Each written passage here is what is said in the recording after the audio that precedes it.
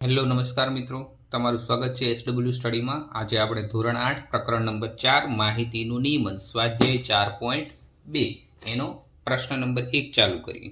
અહીં આપેલા પ્રયોગમાં તમને જોવા મળતી શક્યતાઓની યાદી બનાવો। તો મિત્રો જો અહીંયા આપણે એક ચકડું આપ્યું છે ગેમ ટાઈપ, અને આમાં તમારે શું કરવાનું છે, એની શક્યતા એટલે કેટલા પરિણામ મળે એ આપણે જોવાના છે। તો મિત્રો આમાં પરિણામ કેટલા છે? 1, 2, 3 અને 4। જો એ ફરીવાર છે એટલે એ પરિણામમાં આવશે નહીં। તો પરિણામ કેટલા મળ્યા? 4 મળ્યા। તો આપણે લખીએ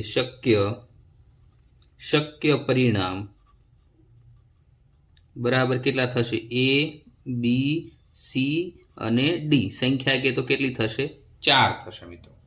ત્યાર પછી બીજો પ્રશ્ન છે, એક સાથે બે સિક્કા ઉછાળતા કેટલા પરિણામ મળે? હવે મિત્રો સિક્કામાં શું હોય? હેડ અને ટેલ, કાટ અને ચાપ। તો બે સિક્કા છે તો માનો કે બે સિક્કામાં ચાપ આવી તો HS થશે। એક સિક્કામાં ચાપ, એક સિક્કામાં કાટ। હેડ એટલે ચાપ, ટી એટલે કાટ થશે। તો માનો કે પેલા બે સિક્કામાં શું મળી? ચાપ મળી, તો બે HS થઈ ગયા।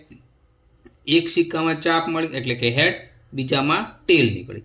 પછી બીજામાં બીજી વાર ઉચાળો તો એકમાં ટી, બીજામાં એચ એટલે કે ટેલ અને હેડ, કે આ બંનેમાં શું મળે? કાટ મળે। તો પરિણામ કેટલા થયા? 1, 2, 3 અને 4। તો કુલ શક્ય પરિણામ કેટલા થયા મિત્રો? 4 થયા। ત્યાર પછી બીજો પ્રશ્ન નંબર 2 છે, એમાં શું કીધું છે? પાસાને ફેંકવાથી મળતા પરિણામની મદદથી નીચેના પૈકી ઘટના બનવાની શક્યતા શોધો। હવે મિત્રો પાસામાં કેટલા અંક હોય? 1 થી 6 અંક હોય, તો કઈ કઈ શક્યતા રહી? તો આપણે લખી પાસામાં પરિણામની શક્યતા તો એમાં કેટલા હોય? ક્યાં 1 મળે, 2 મળે, 3 મળે, 4 મળે, 5 મળે અને 6, ટોટલ 6 અંક હોય। હવે તમને શું કીધું છે? અવિભાજ્ય સંખ્યા। તો અવિભાજ્ય સંખ્યા આપણે લખી દઈએ, અવિભાજ્ય સંખ્યા મળવાની સંભાવના। હવે મિત્રો અવિભાજ્ય સંખ્યા એટલે શું થાય? જેના બે સરખા ભાગ ન થાય એને અવિભાજ્ય સંખ્યા કહેવાય। તો આમાં મિત્રો શું કીધું છે? અવિભાજ્ય સંખ્યા મળવાની સંભાવના। તો મિત્રો અવિભાજ્ય સંખ્યા કઈ કહેવાય? તો સૌથી નાની અવિભાજ્ય સંખ્યા કઈ થશે? 2, 3 અને 5। આ મિત્રો જો બે ના સરખા ભાગ થાય પણ બે અવિભાજ્ય સંખ્યા છે, તમારે યાદ રાખવાનું। તો અવિભાજ્ય સંખ્યા મળવાની સંભાવનામાં કયા આંકડા આવશે? 2, 3 અને 5। કુલ સંખ્યા કે તો આપણે કેટલું લખશું? 3। ત્યાર પછી કીધું અવિભાજ્ય ન હોય તેવી સંખ્યા। અવિભાજ્ય ન હોય તેવી સંખ્યાની સંભાવના તો આપણે લખશું અવિભાજ્ય ન હોય તેની અથવા તેના પરિણામો, એવું પણ લખી શકો, તેના પરિણામો। તો અવિભાજ્ય ન હોય એમાં કઈ સંખ્યા આવશે?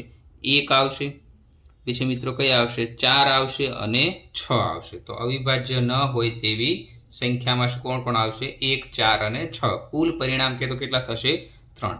હવે જો મિત્રો તમને વિભાજ્ય પૂછે તો 1 છે એ વિભાજ્ય સંખ્યા છે નહીં, એ શું છે? વિશિષ્ટ સંખ્યા। જો વિભાજ્ય સંખ્યાની સંભાવના પૂછે તો 4 અને 6 થશે।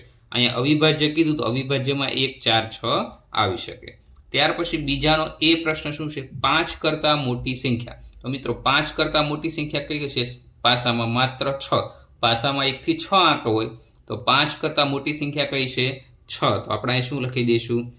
5 કરતાં મોટી સંખ્યાના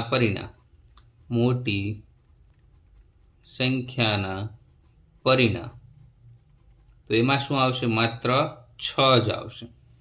ત્યાર પછી મિત્રો બીમાં શું કીધું? 5 કરતાં મોટી ન હોય તેવી સંખ્યા। એટલે 5 કરતાં મોટી ન હોય એટલે 5 કરતાં બધી સંખ્યા કેવી આવશે? નાની આવશે। તો આપણે લખશું 5 કરતાં નાની સંખ્યાના પરિણામ। તો મિત્રો 5 કરતાં નાની સંખ્યા પણ શેમાં? પાસામાં। હવે મિત્રો પાસામાં 1 થી 6 અંક હોય, 5 કરતાં નાની સંખ્યામાં કઈ આવશે? 1, 2, 3 અને 4। તો આ સંખ્યા શું થઈ? 5 કરતાં નાની સંખ્યા। તો એમાં શું આવશે? 1 થી 4। ત્યાર પછી મિત્રો પ્રશ્ન 3 છે, એમાં શું કીધું? પ્રશ્ન 1 એની આકૃતિમાં દર્શક કાંટો વૃત્તાંશ ડી પર સ્થિર થાય જોવાનું છે। તો મિત્રો આપણે આ વૃત્તાંશ વાળું જે હતું એ જોઈ લઈએ। તો મિત્રો જો આ રીતે તમને આપ્યું છે તો આમાં A, B, C, D અને A તો ડી કેટલી વાર છે? એક જ વાર. તો આપણે શું લખશું? ડી ની સંખ્યા એક જ છે, એટલે કે શક્ય પરિણામ 1 અને કુલ પરિણામ, જો મિત્રો આમાં એ ગણાઈ જશે, કુલ પરિણામ કેટલા છે? 1 2 3 4 અને 5. શક્ય પરિમાણ કે તો 4 થાય, પણ ટોટલ પરિણામ કેટલા થઈ જશે? 1 2 3 4 અને 5 પરિણામ થશે. તો આપણે લખી દઈએ. પહેલા શું લખશું આપણે? કુલ પરિણામ. કુલ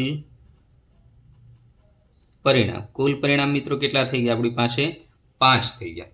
હવે શું કીધું છે આપણે? વૃતાંશ ડી પર દર્શક કાંટો વૃતાંશ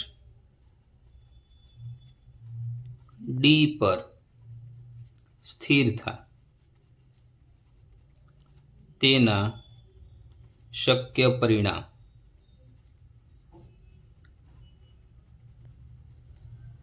હવે મિત્રો ડી કેટલી વાર છે? એક જ વાર. તો આપણેનું પરિણામ શું થઈ ગયું? 1 થઈ ગયું. હવે આપણે સંભાવના લખો. વૃતાંશ ડી પર સ્થિર થાય તેની સંભાવના બરાબર. સૂત્ર આપણે શું છે? શક્ય પરિણામ છેદમાં કુલ પરિણામ. આ સૂત્ર છે. કોઈ પણ પ્રકારની સંભાવના મેળવી હોય તો મળતા પરિણામ, એને આપણે શક્ય પરિણામ કહીએ. છેદમાં શું થશે? કુલ પરિણામ. કુલ પરિણામ. હવે મિત્રો શક્ય પરિણામ એટલે ડી ઉપર સ્થિર થવાની સંભાવના 1 છે અને કુલ પરિણામ કેટલા છે? 1/5, એટલે કે કુલ પરિણામ 5 અને શક્ય પરિણામ 1. તો આપણો આ પ્રશ્ન આન્સર થઈ ગયો. ત્યાર પછી મિત્રો બી માં શું કીધું? સારી રીતે છીપેલા 52 પન્નાની જોડમાંથી એક પાનું આદર્શિક રીતે પસંદ કરીએ અને તે એકો હોય એની સંભાવના. હવે મિત્રો પહેલા તો તમને એ ખબર હોવી જોઈએ કે કુલ પાનાની સંખ્યા 52 આવે છે, એ તમને ખાસ યાદ હોવી જોઈએ. તો કુલ પાના 52 થઈ ગયા, તો આપણા કુલ શક્ય પરિણામ કેટલા થઈ ગયા? 52. તો આપણે લખી દઈએ કુલ શક્ય પરિણામ બરાબર કેટલા થઈ ગયા? 52 થઈ ગયા. મિત્રો આપણને શું કીધું છે? એકો કેટલી વાર આવે? તો કુલ પરિણામમાંથી એકા, કુલ 52 પત્તામાંથી એકાની સંખ્યા કેટલા હોય? એકાની સંખ્યા કેટલી હોય મિત્રો? 4 હોય. એકા કેટલા હોય? 4. તો શક્ય પરિણામ, તો આપણા શક્ય પરિણામ પણ કેટલા થયા? 4.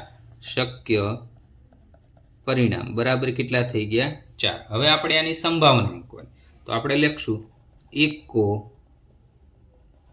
મળવાની શક્યતા અથવા સંભાવના બરાબર શક્ય પરિણામ એટલે કે મળતા પરિણામ. શક્ય એટલે શું થઈ ગયા? મળતા પરિણામ. અને છેદમાં શું આવશે? કુલ પરિણામ. હવે શક્ય પરિમાણ એટલે આપણા એકાની સંખ્યા કેટલી મળી છે મિત્રો? 4 મળી છે. કુલ પરિણામ એટલે કુલ પત્તાની સંખ્યા કેટલી છે? 52 છે. હવે આપણે આના છેદ ઉડાડી દઈએ તો 13 ચોકું કેટલા થાય? 52. 13 ચોકું 52. તો 4 4 કટ થઈ ગયા. ઉપર કાંઈ નહીં વધે તો શું થશે? 1 આવશે. નીચે શું આવશે? 13. તો એકા મળવાની સંભાવના કેટલી છે મિત્રો? 1/13 છે. ત્યાર પછી મિત્રો સી છે. હવે આમાં માટે તમારે એક આકૃતિ જોવાની છે કે લાલ સફરજન મળવાની શક્યતા. તો મિત્રો જો આ રેડ કલરથી બતાવી મેં લાલ સફરજન. તો લાલ સફરજન કેટલા છે? 1 2 3 અને 4. તો આપણા શક્ય પરિણામ, તો લાલ સફરજન ના પરિણામ. લાલ સફરજન કેટલા છે ટોટલ? 1 2 3 અને 4. તો આપણે 4 કરી દઈએ. હવે મિત્રો કુલ પરિણામ એટલે બધા સફરજન તમારે ગણી લેવાના. તો 1 2 3 4 5 6 અને 7. તો કુલ પરિણામ એટલે શું થશે મિત્રો? સફરજનની કુલ સંખ્યા. કુલ પરિણામ કેટલા આવ્યા આપણા? 7. 3 3 6 ને 1 7. હવે કયા સફરજન માટે આપણે શક્યતા ગોતવાની છે? લાલ સફરજન. તો આપણે લખી દઈએ લાલ સફરજન મળવાની શક્યતા બરાબર મળતા પરિણામ એટલે કે લાલ સફરજનના પરિણામ, મળતા પરિણામ છેદમાં શું આવશે મિત્રો? કુલ પરિણામ. હવે મિત્રો લાલ સફરજનની સંખ્યા કેટલી મળી આપણને? 4. છેદમાં કુલ સફરજન કેટલા છે? 7. તો આપણે આ શું થયું? લાલ સફરજનની સંભાવના થઈ ગઈ અથવા લાલ સફરજનની શક્યતા થઈ ગઈ. લાલ સફરજન મળવાની સંભાવના. તો મિત્રો આ ચેપ્ટર એકદમ ઈઝી છે. તમે અમારા દરેક વિડીયો સરળતાથી જોઈ લો. આની પહેલાં આપણે ચેપ્ટર 3ના પણ મૂક્યા છે. જો તમને આ વિડીયો ગમતા હોય તો લાઇક કરો, શેર કરો. આ ચેપ્ટર એકદમ ઈઝી છે અને ચેનલને સબસ્ક્રાઇબ કરો. Thank you. આવતા વિડીયોમાં આપણે મળીએ.